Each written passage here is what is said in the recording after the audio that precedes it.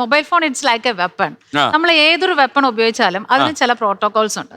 ഇപ്പൊ നമ്മളൊരു 100 പേരൻസിനെയോ അല്ലെങ്കിൽ 100 പല മേഖലകളിൽ വർക്ക് ചെയ്യുന്നവരോ വിളിച്ച് നിർത്തിയിട്ട് എന്താണ് മൊബൈൽ ഫോൺ കുട്ടികളുടെ കയ്യിൽ കൊടുക്കുമ്പോൾ അവർ അറിയേണ്ട ബേസിക് കാര്യം എന്ന് ചോദിച്ചാൽ അറിയില്ല.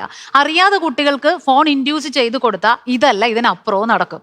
കാരണം ഒരു 0 to 3 years ഏറ്റവും കൂടുതൽ കാണുന്നത് developmental delay, social interaction, communication issue, then ഒരുപാട് ഇഷ്യൂസ് ഉണ്ടാവും. ഇത് കഴിഞ്ഞതിന് ശേഷം നമ്മൾ കാണുന്നത് ഒരുപാട് ഇമോഷണൽ ഇഷ്യൂസ് കാണും. അതിനുശേഷമാണ് ഗെയിം അഡിക്ഷൻ ഉൾപ്പെടെ എല്ലാം ഉണ്ടാവുന്നത്. ഇതെല്ലാം ഉണ്ടായിട്ട് പ്രശ്നമായി എന്ന് പറയുന്നതിനേക്കാളും എത്ര സമയം നമുക്കിത് ഉപയോഗിക്കാൻ പറ്റും, എങ്ങനെ കുട്ടികളെ ലിമിറ്റ് ചെയ്യാൻ പറ്റും ഒരു പബ്ലിക് സിസ്റ്റത്തിനകത്ത്. കാര്യം നമ്മൾ മൊബൈലിലൊക്കെ കൊടുക്കുന്ന ലാപ്ടോപ്പ് കൊടുത്ത് പേഴ്സണലൈസ് ചെയ്യുന്നതിന് മുമ്പ് ഒരു സിസ്റ്റം എന്തുകൊണ്ട് നമ്മൾ ഒരു എല്ലാവരും കാണത്തക്ക ഒരു സ്ഥലത്ത് ഇൻഡ്യൂസ് ചെയ്യുന്നില്ല, ഇത് എവിടെ ഉപയോഗിക്കാം എന്നുള്ളതിൽ നിയമങ്ങൾ വെക്കുന്നില്ല, പേരൻസ് എന്തുകൊണ്ട് ഇത് മോഡൽ ചെയ്യുന്നില്ല, ഇങ്ങനെയുള്ള കാര്യങ്ങളെല്ലാം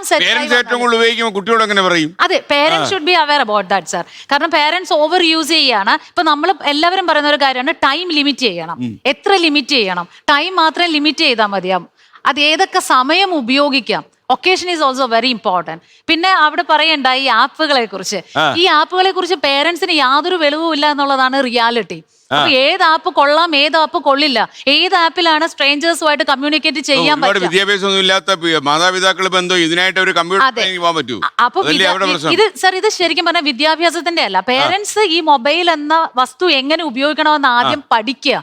കുട്ടികളെ സംബന്ധിച്ച് ഇപ്പം മക്കളെ വളർത്തുന്നതിനോ അല്ലെങ്കിൽ ഫോണിന്റെ നിയമങ്ങൾ പഠിപ്പിക്കുന്നതിനോ വിദ്യാഭ്യാസം സെക്കൻഡറി ആണല്ലോ സർ. കാര്യം മാഡം പേരൻസിന് പഠിക്കലൊന്നും പ്രാക്ടിക്കലി പോസിബിൾ അല്ല. ആ പിള്ളേരോട് തന്നെ ചോദിച്ചു പഠിക്കേണ്ടി വരും. അതാണ് ബുദ്ധിമുട്ട്. പക്ഷെ അതിനേക്കാൾ നല്ല സ്വന്തം മക്കൾക്ക് വേണ്ടി ഇത്തിരി കാര്യങ്ങൾ മനസ്സിലാക്കാൻ നോക്കുന്നതല്ലേ നമുക്ക് ചെക്ക് ചെയ്യാവുന്നതേ ഉള്ളൂ. കുട്ടികളോട് തന്നെ അല്ല ഇപ്പൊ കുഴപ്പമുള്ള സൈറ്റ് ആണോന്ന് നമ്മൾ എവിടെ പോയി പഠിക്കും? അല്ല കുഴപ്പമുള്ള സൈറ്റ് ആണോ രാത്രി ഉറങ്ങാൻ കിടക്കുന്ന സമയത്ത് കുട്ടി മൊബൈലും കൊണ്ടാണോ പോകുന്നത് എന്നുള്ളത് നോക്കും. ഞാൻ പല കാര്യങ്ങളും അവനോട് ചോദിച്ചാ പഠിക്കണത്. അല്ല അല്ലാണ്ട് എനിക്ക് അതേപോലെ രാവിലെ കുഴപ്പമില്ല, എന്റെ മോനല്ലേ കുഴപ്പമില്ല. എന്തൊക്കെയാ അമ്മ ചോദിക്കുന്നത് സാധാരണ നിന്നോട്? എടാ ഈ സാധനം എന്നാണ്, ഈ സാധനം കേട്ടോ, മറ്റേ ഈ സാധനം ഒന്ന് പറയാമോ?